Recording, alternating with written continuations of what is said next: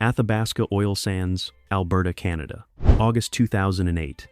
A government-contracted toxicologist opens an envelope containing water samples from the Athabasca River, downstream of the largest industrial operation in Canadian history, and writes one word in her field notes: inconclusive. She was not wrong. She was not lying. She was using the only vocabulary the monitoring system had given her, a system designed, funded, and operated by the same industry it was measuring. By the end of this video, you will understand exactly how Canada built a monitoring framework that could legally certify a contaminated river as clean, and why the scientists who discovered the truth spent years being told the data did not exist. In 2009, freshwater ecologist David Schindler published a peer-reviewed study in the Proceedings of the National Academy of Sciences, showing concentrations of 13 toxic elements in Athabasca River water and sediment at levels that violated Canadian federal guidelines. The Alberta government issued a formal response within 72 hours. It did not contest the data. It contested the scientist. Schindler was not a provocateur. He was the recipient of the Stockholm Water Prize, widely regarded as the Nobel of freshwater science. He had spent 4 decades producing research that changed Canadian environmental law. He had no financial stake in the outcome. The government's position was not that he was wrong. Its position was that the existing monitoring system, which had found nothing, should be trusted over a peer-reviewed study that had. That monitoring system had been running for 31 years without once detecting a statistically significant pollution event in one of the most industrialized river watersheds in North America. Think about that. But in 2010, something changed. A second independent study confirmed Schindler's findings, then a third, and buried inside the third study was a detail that none of the official responses had ever addressed: a single data point that the government's own contracted laboratories had collected, filed, and apparently never read. What that data point showed was not what the monitoring system was designed to find. It was what the monitoring system was designed to miss. Here is the problem almost no one talks about when they picture the Canadian wilderness. From the air, it looks complete. The boreal forest stretches north until it becomes something colder and more open muskeg. River flats, the long subarctic valleys where spruce gives way to sedge and willow and ground that never fully thaws. It looks, from that altitude, like a system that has been running undisturbed since the last ice age, intact, ancient, self-sufficient. The kind of landscape that does not need anything from us because it never needed anything from us. That picture is accurate in almost every way except the one that matters. The Canadian subarctic is missing its architect. It has been missing it for roughly 150 years, which is, in ecological terms, the blink of an eye, barely enough time for most of the damage to become visible. The animal that structured every open grassland, every river meadow, every plant community from the Gulf of Mexico to the Arctic Circle for 60 million years was not merely reduced. It was functionally erased from most of the landscape it had built. What remained looked like wilderness. What remained was a wilderness from which the organizing force had been removed. A building standing after the load-bearing walls have been taken out, still standing, still recognizable, not yet collapsed, but no longer the structure it appears to be. At their peak, 60 million bison ranged across North America in the largest aggregation of large mammals recorded on Earth in the last 10,000 years. Their range extended from what is now northern Alaska to the Gulf Coast, from the Atlantic seaboard to the eastern slopes of the Rockies, and deep into the northern boreal. They did not simply occupy the landscape. They produced it. Their selective grazing targeting the dominant grasses that, left unchecked, crowd out everything else, created the plant diversity mosaics that dozens of other species had, over millennia, structured their entire life cycles around. Shorebirds nested in the depressions, their bodies carved into the soil. Insects colonized the disturbed ground, their hooves exposed. Wolves organized their territories around bison movement corridors. Grizzlies timed their seasonal patterns to bison kills. The food web of an entire continent was not merely adjacent to the bison. It was downstream of them. Every meadow in the Canadian subarctic that looks natural is, in part, an artifact of that relationship. Every riverbank grassland, every open valley floor where the forest has not yet encroached. These are not features the land produced on its own. They are features the land produced with a partner that has been absent for a century and a half, long enough that we stopped noticing the partner was gone, long enough that we started calling the diminished version wilderness and meaning it as a compliment. This is not a small distinction. A 2022 study published in the Proceedings of the National Academy of Sciences, tracking 3 decades of bison reintroductions, found that the plant diversity produced by bison grazing was not just significant, it was irreplaceable. Human restoration programs, cattle management regimes, prescribed burns, engineered grassland interventions, none of them produced the same result. Not close, not over the same time frame. The ecosystem was not waiting for a management plan. It was waiting for a specific animal, and the shape of what was missing had been invisible to most of the people responsible for restoring it. Here is the wilderness Canada has been protecting for the last 100 years. Vast, cold, remote, and ecologically hollowed out in a way that looks, from the air, exactly like health. If you want to understand what happens when a keystone species disappears and what happens when it comes back, subscribe now. We cover the science behind recoveries that shouldn't have been possible. Now, back to the Canadian North, because the collapse that emptied this landscape happened faster than almost anyone alive today was taught. Then, within a single human generation, it was almost over. The 60 million figure is not metaphor. It is not a rough estimate rounded up to make a point. Naturalist Ernest Thompson Seton's calculations, later corroborated by multiple independent analyses, put the peak North American bison population at somewhere between 50 and 60 million animals, a number so large that 19th century travelers described herds taking 3 days to pass a single point on the plains, the sound of their movement audible from miles away, the dust from their passage visible on the horizon before the animals themselves came into view. That population had been ecologically stable for millennia. It was gone, functionally, in roughly 20 years. The destruction followed 3 distinct lines, running simultaneously, each sufficient on its own to do catastrophic damage, and collectively overwhelming. Commercial hide hunters moved across the plains from the late 1860s onward, killing for leather and leaving the carcasses, the meat, the bones, the ecological mass to rot where they fell. A single skilled hunter with a long-range rifle could kill more than 100 animals in a single stand without moving position.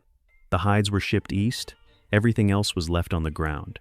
Then there were the sport hunters, who shot from the windows and platforms of moving trains, as the transcontinental railways opened the interior, not for hides, not for meat, for entertainment, and the railroad companies advertised this as an attraction. Passengers fired into herds from moving carriages and left the dead where they lay alongside the tracks. And then there was policy. The United States Army, in the years following the Civil War, did not merely permit the slaughter.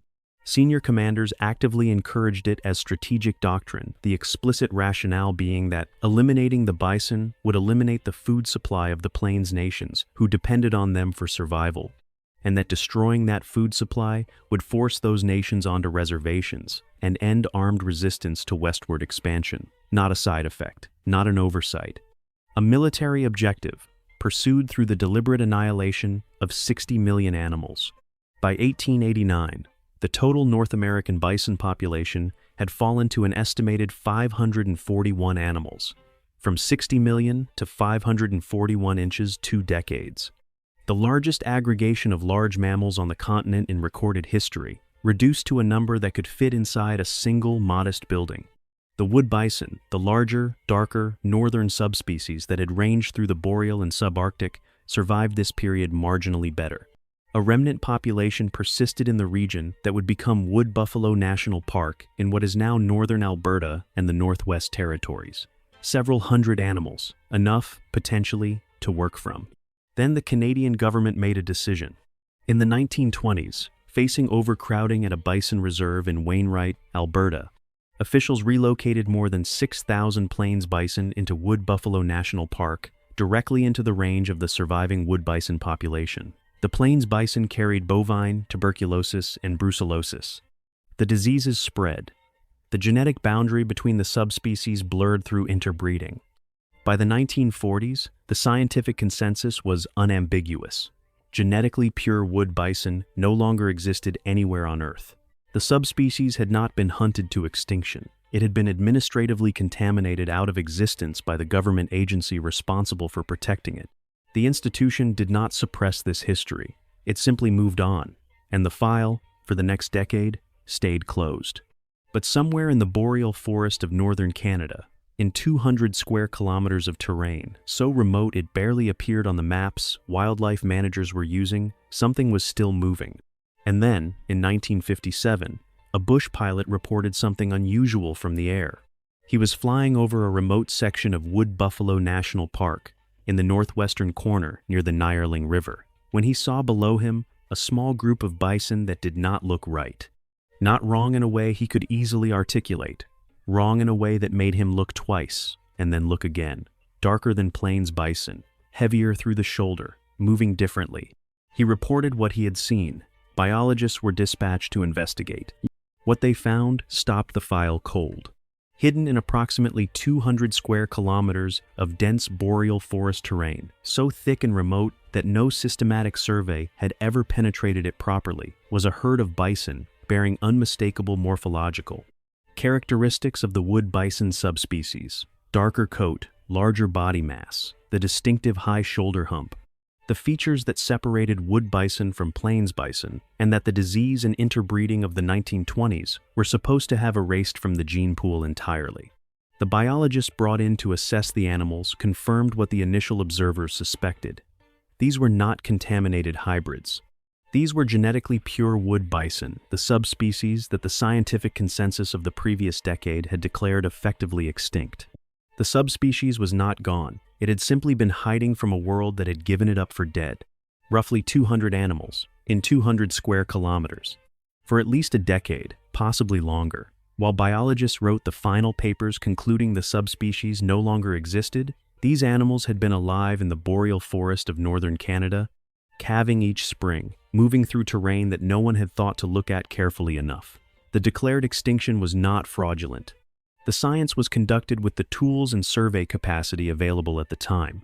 But the conclusion was wrong, and the animal that disproved it had not moved. It had waited. What happened next was methodical and, given the stakes, remarkably fast. In 1965, wildlife managers transferred 22 of the Annihilation River animals to the South Paddock of Elk Island National Park in Alberta, a disease-free, carefully managed enclosure where the herd could be isolated from contaminated plains, bison populations, and monitored for genetic purity. The Elk Island herd grew, not slowly, at a documented rate of 20 to 25% per year, compounding, year after year, a growth rate fast enough that within 2 decades, the park was producing a surplus population large enough to supply multiple, simultaneous reintroductions to the wild. 22 animals became the biological engine for everything that followed. Every wood bison released into the Northwest Territories in 1980, every animal airlifted into the Yukon in the late 1980s and early 1990s, every bison that would eventually reach Alaska and Russia, all of them trace their lineage to the 22 animals transferred from a remote boreal forest to a disease-free paddock in Alberta in 1965, based on the report of a bush pilot who saw something from the air and thought it was worth mentioning. But having a seed bank is not the same as having a recovery. The question that the 1,957 discovery opened, can this animal actually be returned to the landscape it built? And what will happen to that landscape when it is, had not yet been answered. And the people who would eventually attempt to answer it were about to make a serious mistake. Now, here is what you need to understand about the reintroduction program that followed. The biologists who planned the Yukon releases of the late 1980s and early 1990s were operating in good faith. The science was careful. The Elk Island Seed Bank was producing healthy, genetically pure animals. The habitat assessments were thorough. Between 1,988 and 1,992, 170 wood bison were released into the Nisling River watershed in the southern Yukon, the first free-ranging wood bison in that landscape in generations. By any ecological measure, the program was succeeding. They did not ask the First Nations people who had lived on that land for thousands of years whether they wanted the bison.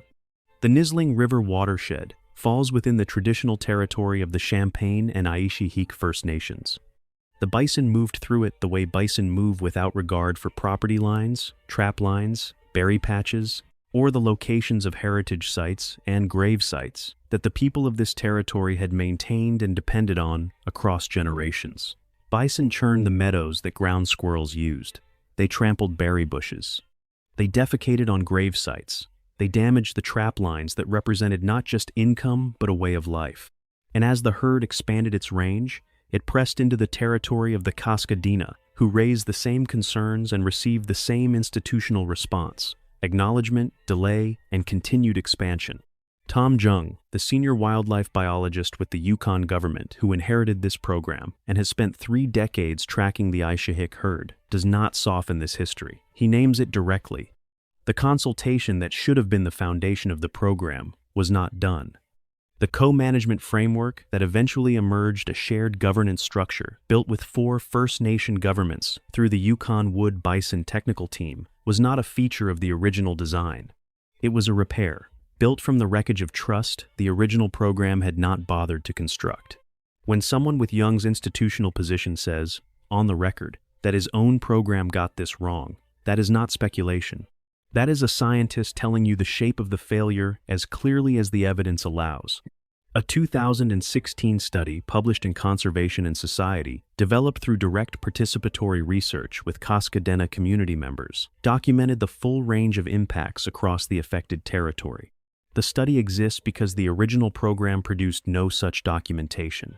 The accountability came after the fact, as it usually does. One Cascadena elder, when asked about the bison, said he was ultimately glad they had come back. He did not say the institution had earned that. He said he saw the animals as something his grandchildren would depend on. The resolution was his. The institution did not produce it. That distinction matters because the science that follows is extraordinary, and it lands differently when you know this story did not sanitize what it got wrong. What those bison were doing to the land around them, in ways no one had predicted, was remarkable enough to document honestly. And the data is 3 decades deep. Here is what nobody expected. The recovery program was designed to restore a population. What the bison were doing, from the moment they arrived, was restoring a landscape, and they were doing it with their bodies, using mechanisms that no restoration plan had budgeted for, because no restoration plan had thought to ask for them.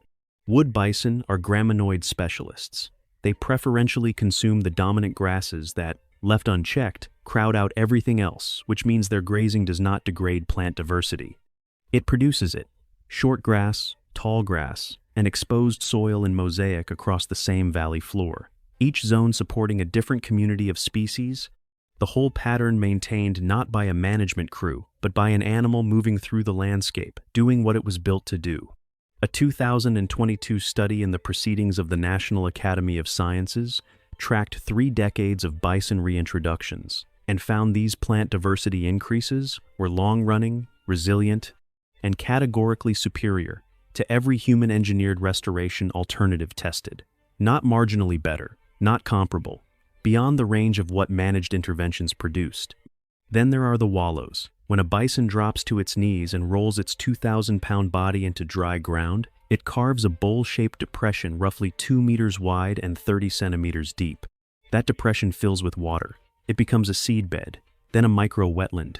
A 2018 study in the journal Ecosphere documented that bison wallows significantly increase arthropod community diversity across both space and time, creating habitat complexity pockets that would not otherwise exist. Ecologically uniform terrain. Their dung fertilizes soil and fuels insect populations that feed entire bird communities. Their shed wool, caught in willows and brush, becomes nesting material. Their rubbing against tree trunks prevents forest margins from encroaching on open grassland. 4 mechanisms, 1 animal, infrastructure that no government program has ever successfully replicated at scale. The science here is 3 decades deep and peer-reviewed. If you find yourself wanting more stories where the data leads somewhere no one predicted, subscribe and hit the bell so you don't miss what's coming next. Now, back to 1981, because the first real test of everything we just described was already underway in a Northwest Territories winter. 8 months, a Northwest Territories winter, and calves. The biologists who flew the first aerial survey over the Nahanni Butte Release Valley in the winter of 1981 were not expecting a triumph. They were expecting a body count. 28 animals had been released into one of the harshest thermal environments in North America, a landscape where temperatures drop past -40, where the snow load collapses the assumptions of every managed care protocol these animals had lived under at Elk Island. The survey was designed to find survivors, if any had made it, to count what remained, to assess whether the release had been, at minimum, not a disaster. They found calves. Not just surviving adults, calves, born in the first winter, from cows that had been in managed captivity, in the subarctic, in the first season after release. Survival was the hope. This was something else entirely. The grazing patterns had activated immediately. The wallowing had begun. The movement across the valley floor, the seasonal pattern that bison imprint on a landscape over years and decades, had started in the first weeks after the crate doors opened. The ecological instinct had not needed to be relearned or coaxed or supported by supplemental feeding or any of the interventions that managed wildlife recovery assumes will be necessary.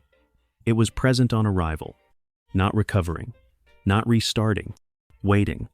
Elk Island had built the seed bank. The helicopter had opened the gate. Everything after that belonged to the animals. The institution's role in the recovery, from the moment those 28 bison stepped onto the frozen ground of the Nahanni Valley, was essentially over. What followed was not a program, it was a consequence. From 28 animals in one valley, in one winter. The question now was how far the consequence would travel. The program has now expanded beyond anything the original planners imagined. From 28 animals in one valley, the lineage traced outward across decades until it crossed ocean. In 2015, 130 wood bison descended from the Elk Island seed bank were released into the lower Yukon and Innoko River area of Alaska, the first free-ranging wood bison in that region in nearly a century. The cows had been bred in captivity. The terrain was unfamiliar. The same question that hung over the 1,980 Nahanni release hung over this one.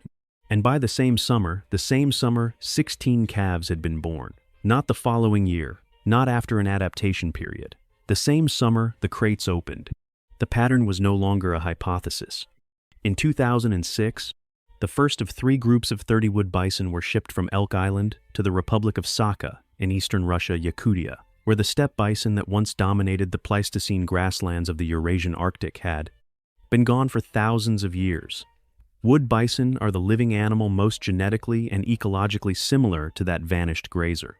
Yakutia officially registered the species on its conservation list in 2019. A second Russian herd was established in 2020. The Ice Age's dominant engineer, gone since the last glacial maximum, is being walked back into the landscape that remembers it through the body of its closest surviving relative. The Aishihik herd in the Yukon, 170 animals, released between 1,988 and 1,992, now numbers nearly 2,000 adults. Wolves found them within years of the release. Not because anyone introduced wolves, because wolves follow prey, and prey had returned. Grizzlies followed. Shorebirds nest in the wallows. The food web did not need a restoration plan. It needed the animal. 14 free-ranging populations now exist worldwide. All of them trace back to 22 animals pulled from a remote boreal forest based on a bush pilot's report in 1957. Tom Jung watched the Aishihik herd move through the valley one October morning, breath clouding in the cold air.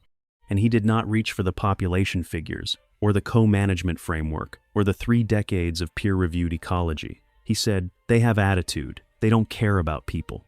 They never did. They were here first." And after everything that happened in the century between near extinction and that morning, the slaughter, the contamination, the administrative errors, the consultation failures, the declared extinctions that turned out to be wrong, they are here again. Nearly 2,000 of them in one valley alone, moving through autumn grass, not recovering, not restarting, returned. The data does not close this.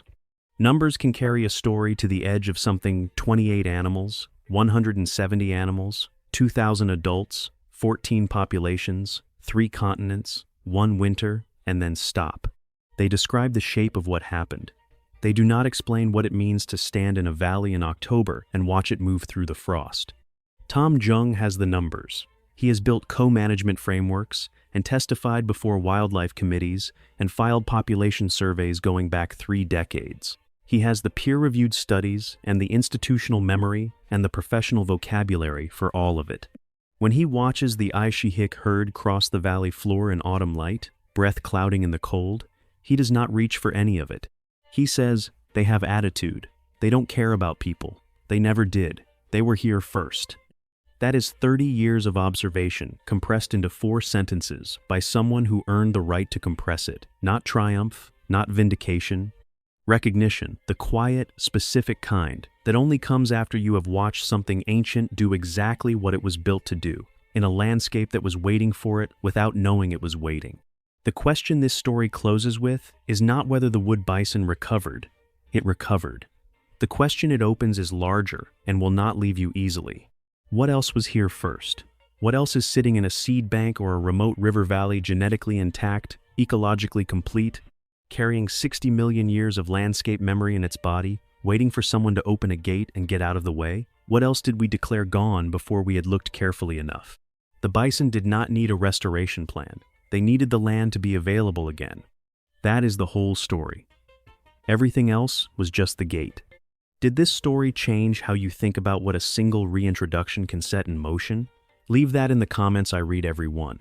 And if you want more stories about animals that rebuild worlds just by coming home, you know where the subscribe button is.